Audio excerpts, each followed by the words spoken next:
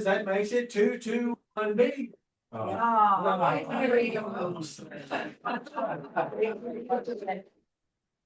I told him, so I didn't think about paying money. And obviously, David was thinking about that, but anyway, we are glad that we're on 2-2-1. We're especially glad we're gonna hear more from Drew, who had started getting ready for the Olympics in the fall. And before the first year, he decided he would work on his speed skating. Yeah. As I understand, he or acrobatics or gymnastics or maybe a little combination that they try to get into the Olympics. But we're glad he has returned to our midst. His brother-in-law Ed was with him when it happened. I bet, whoa. Yes, but I didn't trip him. Okay. We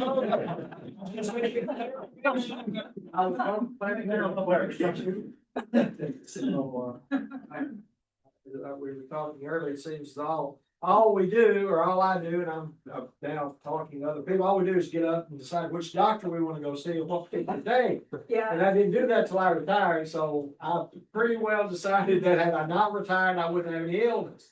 So I'm not sure about that. I'm working on, it's too late for me to work on a theory, but I'm gonna do a study.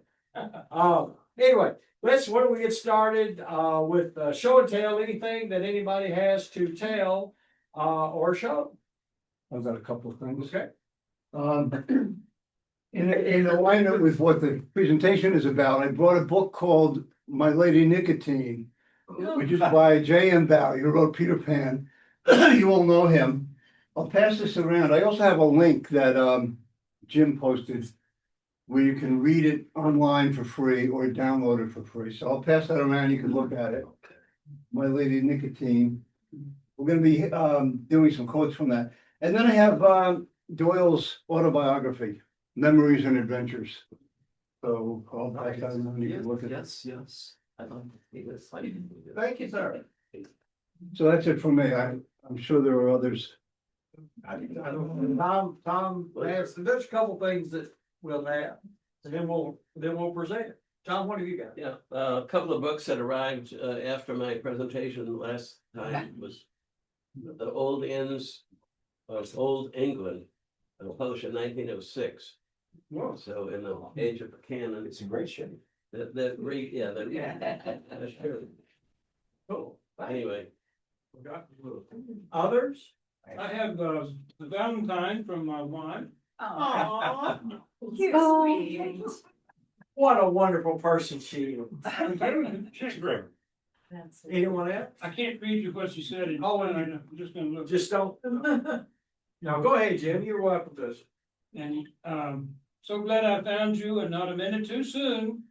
What blessed timing on God's part. Ah, sweetheart. Also, I want you to see, the magazine has meant a lot to me because this came out in December of 1986, the last month in the year, because the next month was January 1987, the 100th anniversary of Sherlock Holmes. And so the Smithsonian of all magazines did an article about Sherlockians.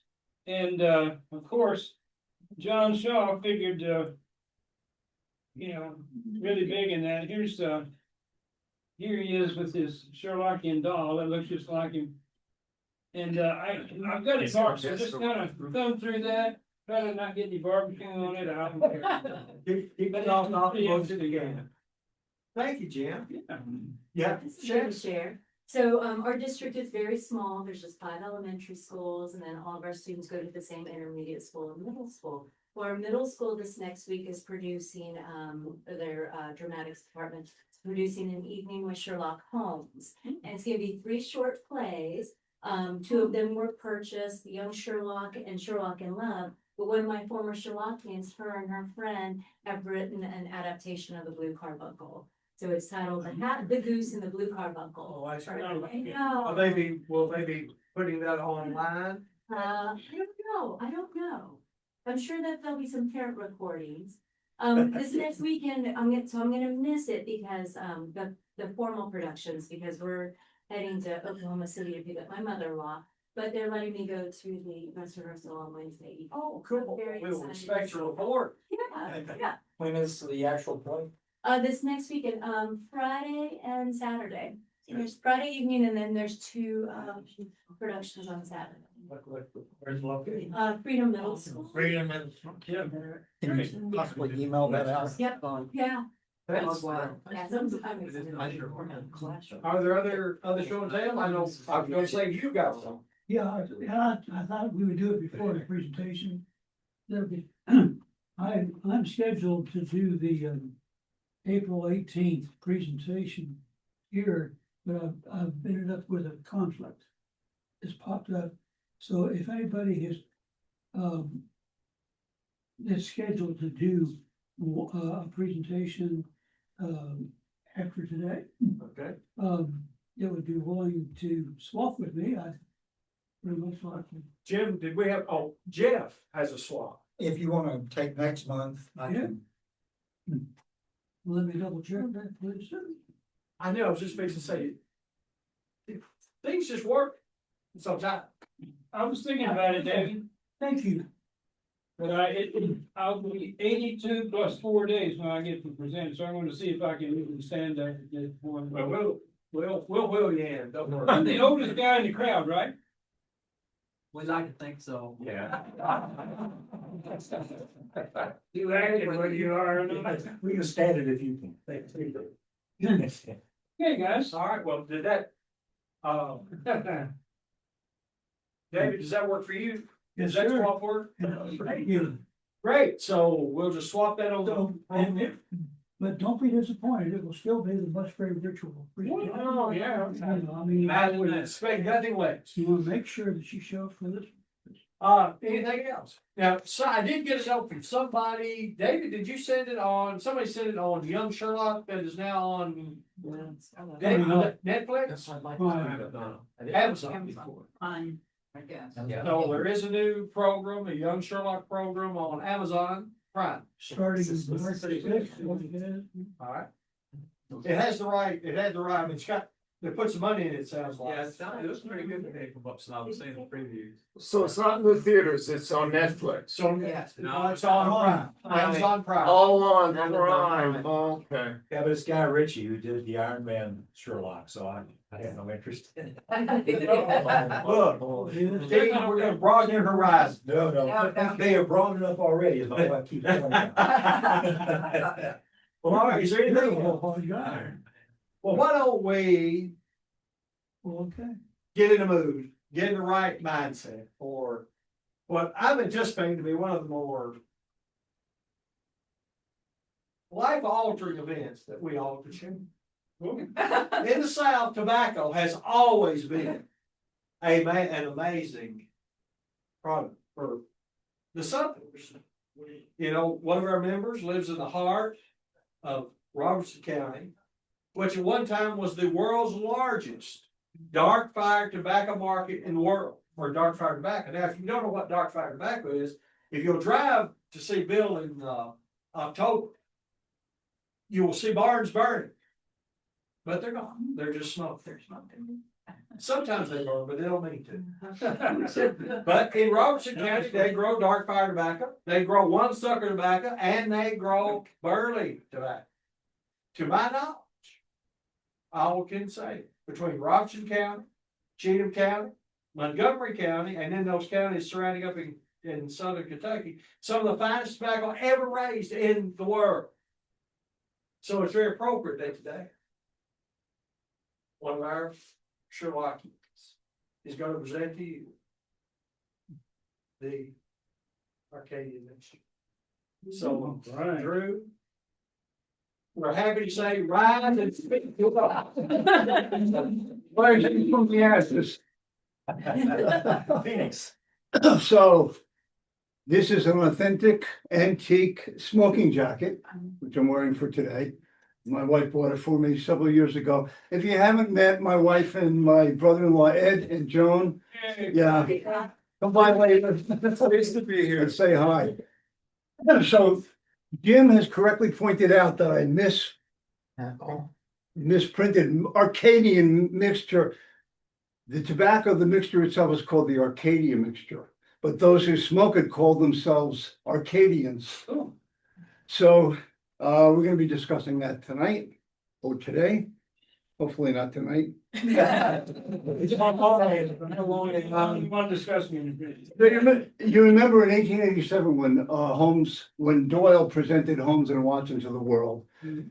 And they were talking about whether to become fellow lodgers. And Holmes says to Watson, "You don't mind the smell of strong tobacco, I hope." And Watson says, "I always smoke ships myself." Says what?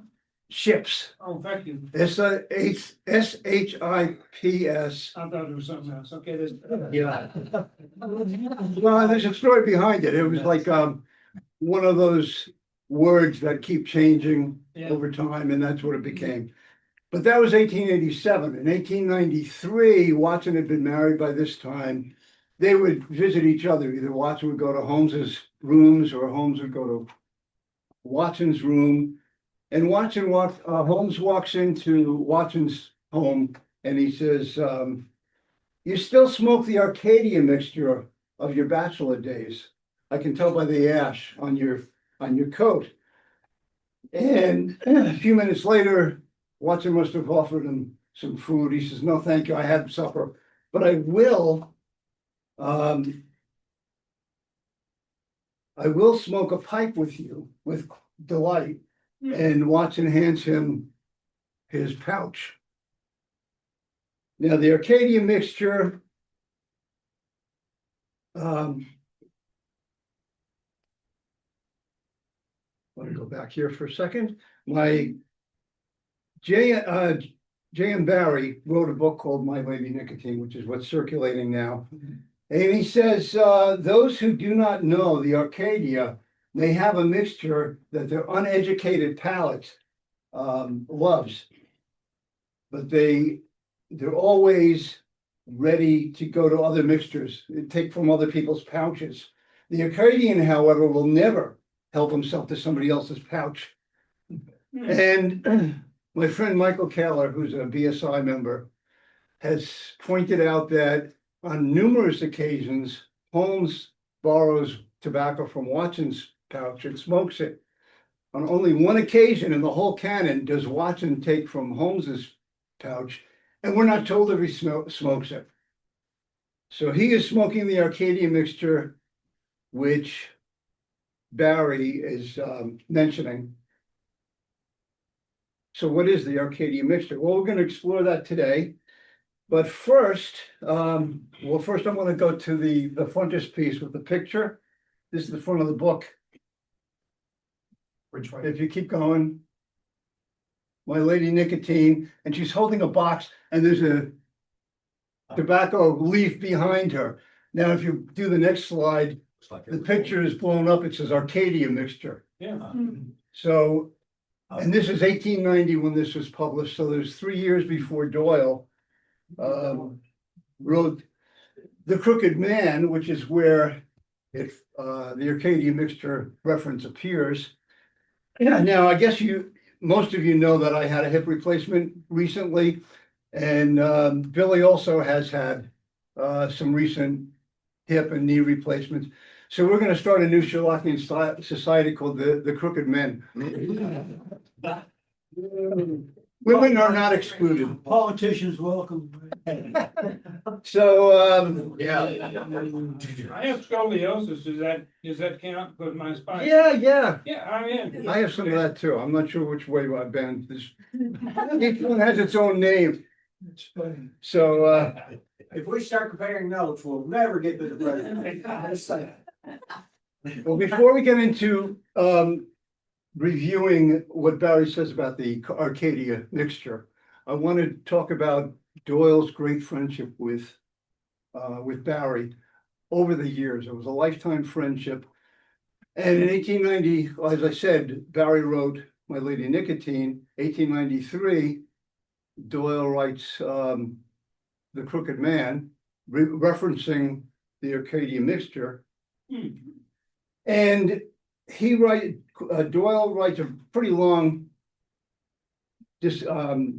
description of his friendship. But he just says, basically, James Barrie is one of my oldest literary friends. And he had great respect for Barrie as a writer. And his only regret was that he didn't spend more time on books and literature because it would last longer than plays. But we know him as the writer of Peter Pan. And there's a story where while he's writing the play, he goes to visit his sister. And his nephew is sitting at the table and he's popping chocolates into his mouth, one after another. And his sister says, if you continue doing that, you're going to be sick tomorrow. And the boy says, I shall be sick tonight. And he pops another one in his mouth. Barrie liked that so much, he put it in the play and he paid his nephew royalties from it. So that was great. The other thing, in 1929, Barrie, according to a source, unexpectedly and generously gifted his copyright of Peter Pan, meaning the play, the novel, there were short stories. And he donated that to the Great Ormond Street Hospital for Children. Now, as you know, copyrights expire, and this one expired in around 1988. But the House of Lords voted in favor of a special clause in the UK's Copyright Design and Patents Act, which they would say patents. This gives an amendment that gives the hospital the right to a royalty for Peter Pan in perpetuity. So, I mean, we like Barrie, and Doyle liked it. They were good friends. Also in 1893, they collaborated, and the circumstances, they were going to write a play. Now, Barrie had committed to a guy named D'Oyly Carte, which I thought that got to be a fictitious name. But no, he was behind the whole Gilbert and Sullivan thing. He had a theater built, and he had Gilbert and Sullivan type light opera plays for years. And he had Barrie promised that he was going to write a 2-act play and a libretto. He wrote Act 1, he wrote the libretto, and then he got sick. But he's a very conscientious guy. It's like he has a promise. He calls on Doyle. And Doyle, knowing him as a playwright, is like, oh, sure, you know, I'll help you out. I'll finish it off. He looks at the libretto. He's like, oh, that's okay. Yeah, that's pretty good. Looks at Act 1. He's like, oh, this is pretty bad. I don't know if he spruced up Act 1 or not, but he did do Act 2. The play was put on and it flopped. They ended their collaboration on the play, but they still retained their good friendship. And Barrie bought a gift for Doyle. That was a book. And on the flyleaf, he wrote a parody called The Adventure of the Two Collaborators, poking fun at himself and at Doyle. And Doyle read it and he said, this is the best Sherlockian parody I've ever read. And he published it in his Memories and Adventures. So it's in that book. But it's also acceptable because Jim, I think, published, I have a companion piece to the slideshow up on the web. Yeah. And it has links to the book, links to Jane Annie, which is this play that they collaborated on, and other links. You'd enjoy those. So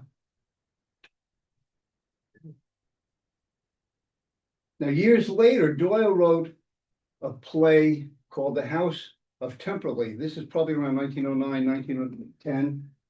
He had written the novel Rodney Stone, which is about a boxer. And boxing in England at that time was very controversial, and people were like uncomfortable talking about it. And by this time, Doyle had written some plays, he had some success, and he believed in this book, so he wrote the play from it. And he was looking for a backer financially, and he couldn't find a backer. So he decided to finance it himself. He took a 6-month lease from the Adelphi Theater and put the play on. First day, February 11, 2010, packed house. his new play. But over time, the audience has diminished and it too failed. Doyle now had a problem. He still owed 6 months up and coming, to pay the lease. What to do? Well, Sherlock Holmes had always been a moneymaker, so he decided to write a play on Sherlock Holmes. He dusted off his story, the Speckled Band, that he thought was his absolute best story that I ever wrote. He wrote the play in 1 week. He hired the actors and they began to rehearse. And one of the actors, full name David Llewellyn Harding, and he uses Lynn Harding as his stage name. Excuse me, he was very popular in the time, very well known, very respected Shakespearean actor, and he played Dr. Grimsby Rylott. Yeah. It's Roylott in the story as printed, but in the play it's Rylott. And he had this idea that he would make Rylott become more and more menacing throughout the play. So he'd do this by clenching and unclenching his, and his facial features. And Doyle wanted him to tone it down. And he persisted in doing this. And the legend says that they had a shouting match. The people who were present said Doyle never raised his voice, but there was a tension and a growing tension over time. And, he had to get the play on the road. Barry got wind of it, and he comes by the rehearsals. He sits down next to Doyle, and when Lynn Harding comes on stage, he leans over, he says, "Let him have his way." So Doyle relented, and when the play opened, it thrilled audiences of his time. And one of the first 3 Talking Sherlock Holmes movies was The Speckled Band. And when I first saw it, I thought, Hollywood, who made the changes? And it's based on his play. It was his changes.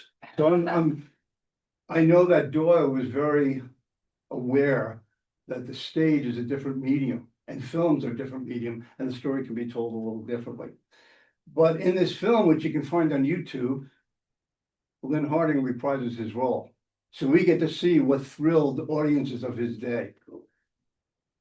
And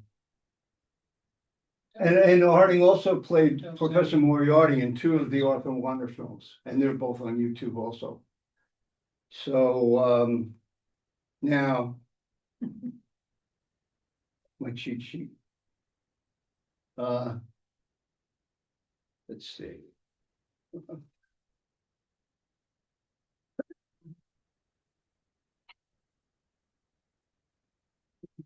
I guess I went through a few slides here. Okay, now we're back. We're going to rewind the tape. We're up to 1910. I think we got as far as 1929. We're going back to 1890 with My Lady Nicotine. Barry writes, "There is only one mixture in London deserving the adjective superb." And quite a lengthy comment that he writes. I'm just going to skip parts of it. "I never knew anything to compare to it or to compare it to. This is a tobacco to live for." Now, he had some friends with whom he smoked the Arcadian mixture. They call themselves Arcadians. And even one of the guys had a houseboat, and he called it the Arcadian, and they would often meet there or one of the bachelors' homes to smoke. So he talks about one of the guys when he was young, before he discovered the tobacco. He said, "Jimmy smoked a cane chair." So he must have been a kid. And he said later, the transition from the cane chair to ordinary mixtures of tobacco doesn't even compare to the difference between ordinary tobacco and the Arcadian mixture.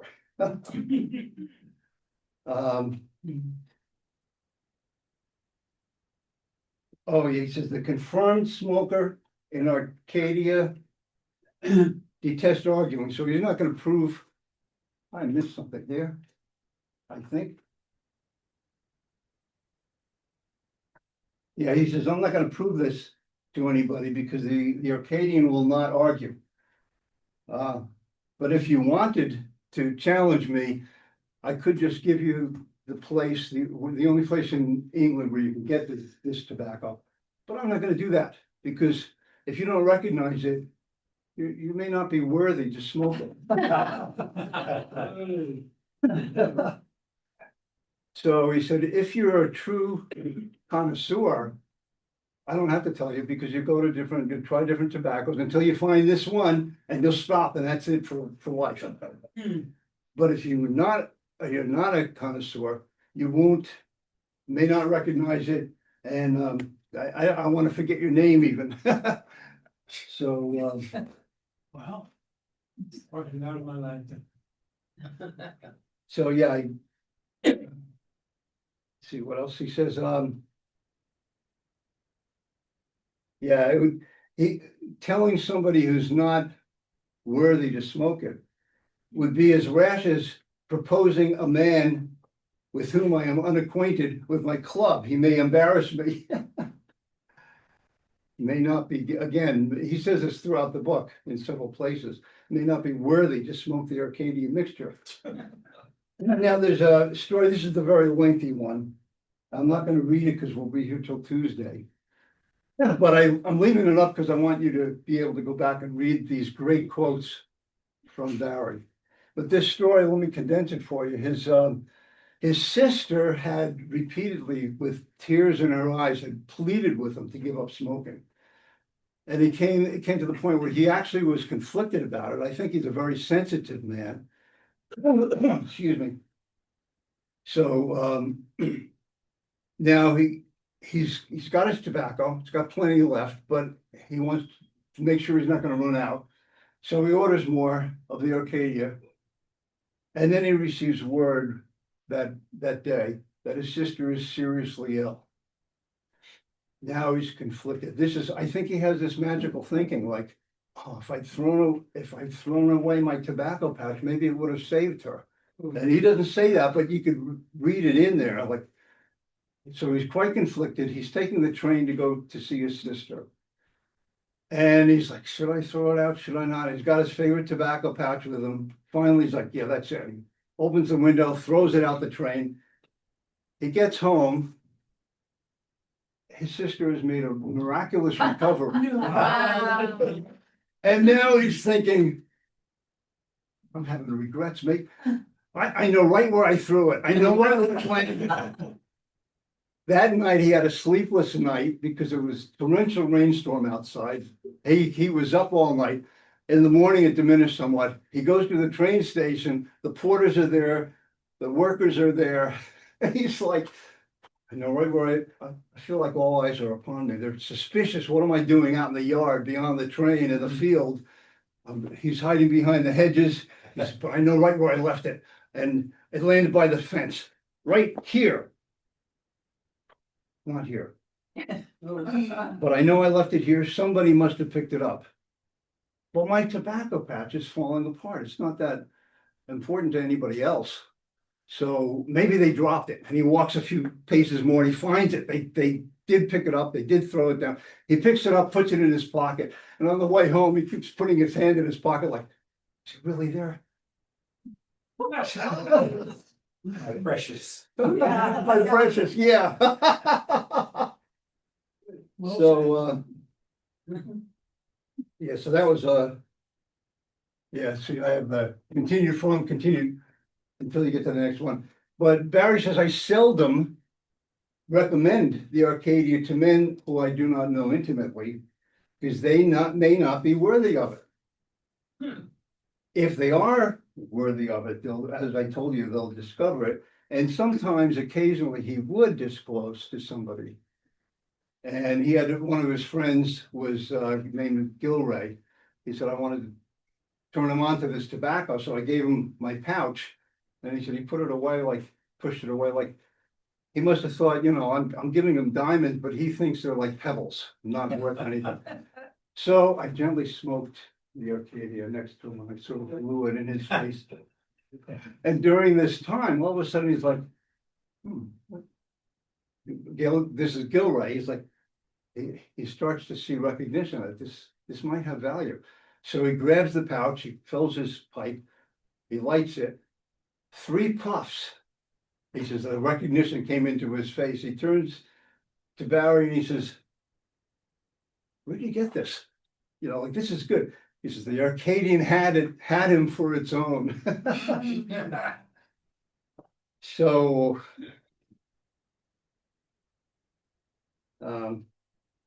Throughout his lifetime, well, no, let's say 1897. He hadn't disclosed to anybody what the Arcadian mixture was, but it is a real tobacco. It turns out that it was made in the 1860s, first specially blended for the 3rd Earl of Craven, and it's called Craven. So now this came out because there's a guy who worked for the tobacconist who blended this, and he writes a letter to Barry asking whether perchance Barry could have been alluding to their Craven mixture. And Barry wrote back, he says, "Dear sirs, in answer to your letter, it is your Craven mixture and no other that I call the Arcadian in My Lady Nicotine. I see no objection to your announcing this if you want to do so." And so they used it in their advertising after that. And there's one that says on the tin, the advertising statement is, "The famous mixture of cool and aromatic tobaccos, first specially blended for the 3rd Earl of Craven in the 1860s. And then it has a quote from Barry that says, "A tobacco to be smoked by the greatest of men."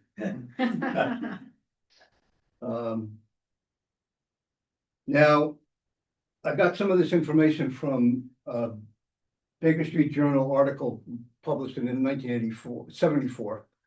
And the guy was who wrote it was from London.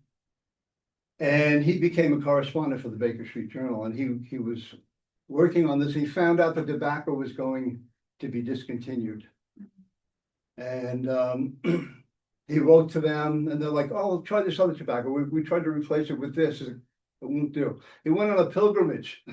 He goes to all these tobacconists, even he came to America. He goes to all, you know, "Do you have any Craven mixture?" "Oh, let's see, I got about 8 tins here. I'll take them all." He's loading up for the future. He said, "I smoked this mixture for 50 years. So that's it. So it's no longer made. But I called around and different tobacconists. This is some time ago. I think Esmeralda was on where I presented this, but one guy said that I tried to emulate it. And he sent me some, and it was in my, because it was still available when Mike and I used to smoke it. The only difference between Mike and I was I smoked all my product. I didn't realize it was going out, but Mike kept his. And this is it. So I'm gonna pass it around. It's no, you can't take from this, but I am gonna try to get the emulation and bring it in. I went to a tobacconist yesterday. He said, "Oh, yeah, we carry it, but we're out of stock." I'm like, maybe this is the current Arcadian mixture. Maybe people discovered it. So anyway, I want you to read the cover, and I'll let you see it and smell it. Yeah. We don't have already. I don't have much problem with tobacco bars. Yeah. Now, the only thing is when, and I was thinking of having you sign up if you want to, or I'll give you my my address, email address, bfab4, BEAT like the Beatles, fab4 with the number 4 at AOL.com. You could do that. But of course, if you do, I want you to take some of the tobacco for your own collection. But the accoutrements will be on you. You'll have to get yourself a Persian slipper.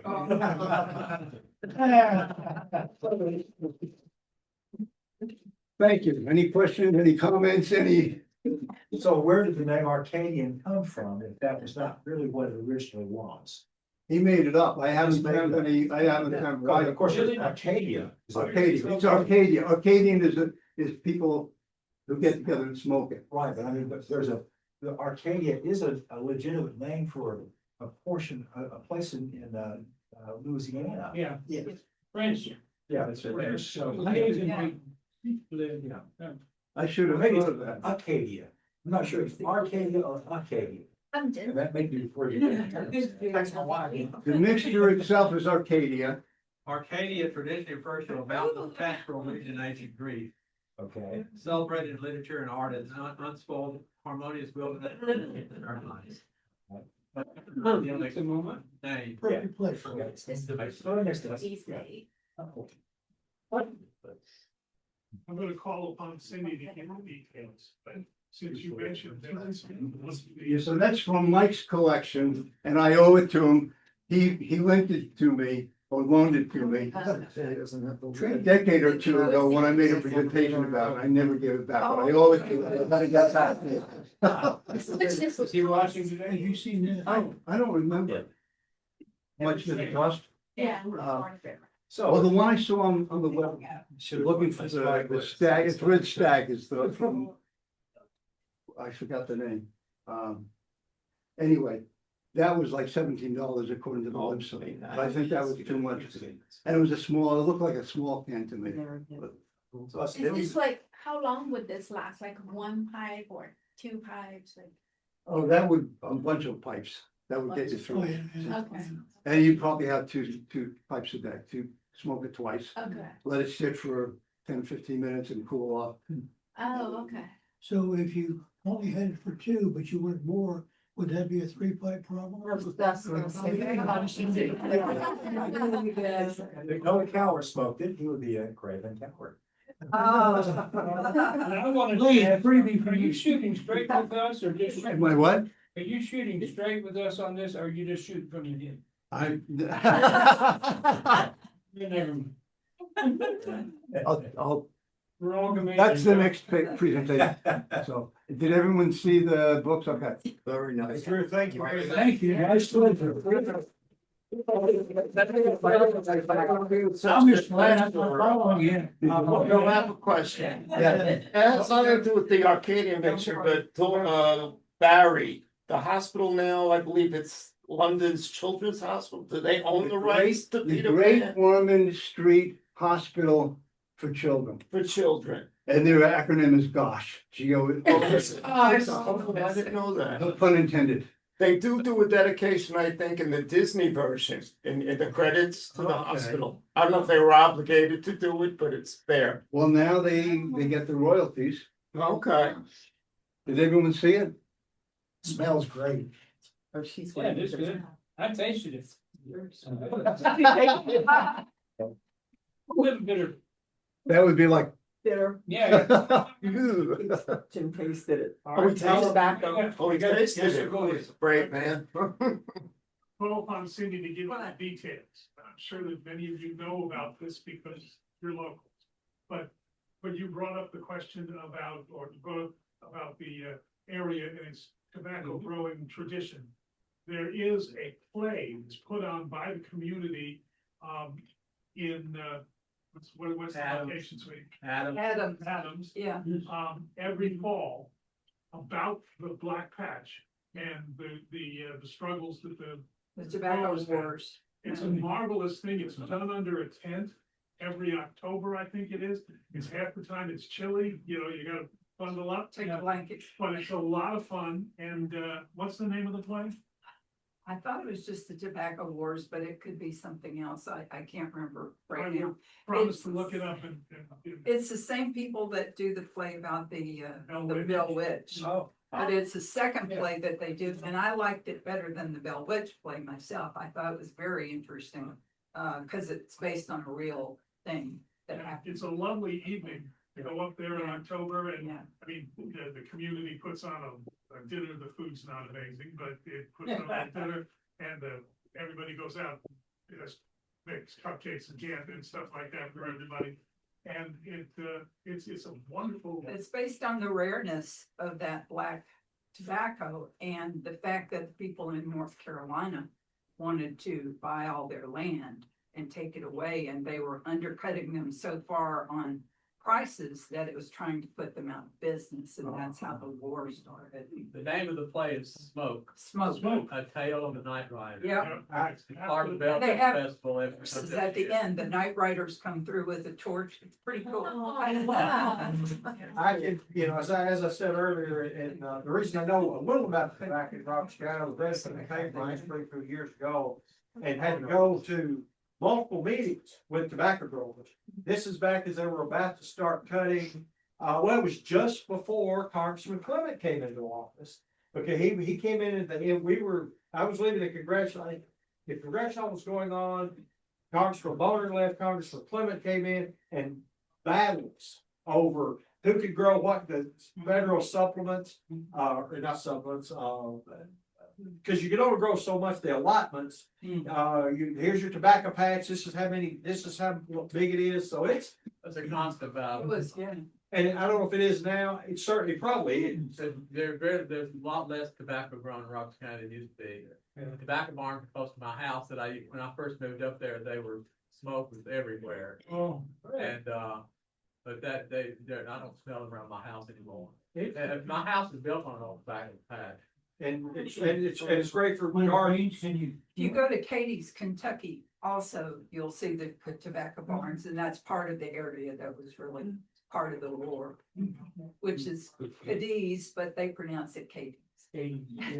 So Drew, thank you for bringing it. I mean, again, it's perfect for our area, and thank you for your words of wisdom. Thank you. Thank you. I would say I neglected to acknowledge that folks we have out in the world online. Yes, I'm looking. We have a crowd. I got a note from Micah, who's now joined us from out in California.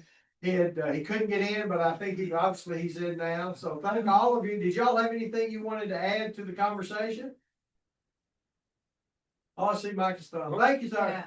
Okay. Micah is one of our presenters later in the year. It'll be on Zoom. So we will still meet and eat, and then we'll watch his presentation. He's a magician. Does Sandy have a limit? Sandy, do you have some for us today? Oh, let's see. Oh, she can hear you guys. Everybody's. Sandy, do you have a limerick today? Do you have a limerick for us today? She's mute, they're all muted. Can I hear it? You're muted. Unmute. You're muted. Sandy, they're asking if you have a limerick for them today. Muted. You're on mute. Sandy, you're muted. Well, we read lips. Yeah, right. Let's see if Rich has it. Sorry, it's usually when there's a particular story. And I pull one up from the story, but I didn't know you wanted something else. Oh, okay. Well, Sandy, from you, Next we'll time, all. Next time, tell me what you want and I'll have it ready for you. one word about Rich Kashunas. He became a BSI this year. Congratulations, sir. Thank you very much. And one time we had a Zoom meeting and he was on a boat on a cruise. He is. And he was in, he's Still, still there, right? But he was bobbling in the water. Yeah, okay. This is Martinique. Go ahead. I'm in Martinique right now. Wow. Wow. That's great. And we're in Brentwood, Tennessee. Great. Yeah. Eat your heart. I wouldn't want to miss a Nashville Scholars meeting though, so. Yeah, good, good. We like the way you think. Thank you so much. Thank you. Well, yes, sir. One more thing, Sure. we should pause a moment and remember that we lost one of the really great Watsons in 7% solution, and that was Robert Duvall. It's a very unusual portrayal of Watson, with the voice and everything that he had, but all of us remember Duvall in something or another, He's Sherlockian Watson, which is great. Certainly appropriate. He played Watson. Yeah.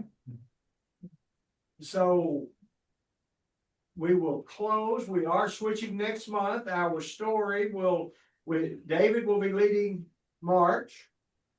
Jeff will be leading in April, so information will be coming out from, Jim will handle electronically and I'll try to get an email out and do it the right way. And maybe I'll even use the right address this time, Mr. Extra.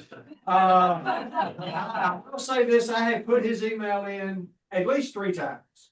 And I put Jim's in.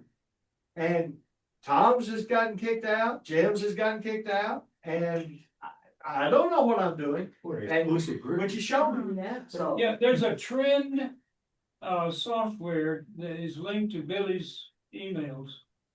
And it's safe. You can see it from Billy. You don't have to, it says, don't go any further, it'll infect your machine. But it won't, just keep going and you'll get to his message. That's 1998 Pinterest County technology. There's another picture yet? I don't know.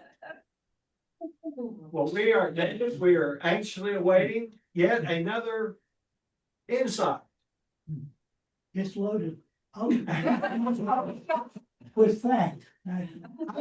Whoa. You and Jim, I'll send you all an introductory short paragraph. Perfect. I would like you to use, because I want people to prepare themselves for that. Perfect. And if there's anything that you think we were talking about earlier, if there's anything that would help people prepare, help give Sandy some idea on what a limerick would be appropriate, please share that and we'll get it out and we'll get people ready. March 21st will be a grand day. Well, the theme of the presentation is, you think you just know the Musgrim original, because you haven't read it. You can't, no offense to Jeremy Britton, those people, but it's not what it says, so. It doesn't have anything to do with Epstein, does it? I know wrong with that. Thank you all so much. Thank you. Online, we appreciate you. Thank you for being with us. Guess Jim. I got sorry. Mike, I'm sorry, Mr. Email. I will try to check, but I'm glad you're there. Folks, thank you all. Be safe going home and we will see you in March.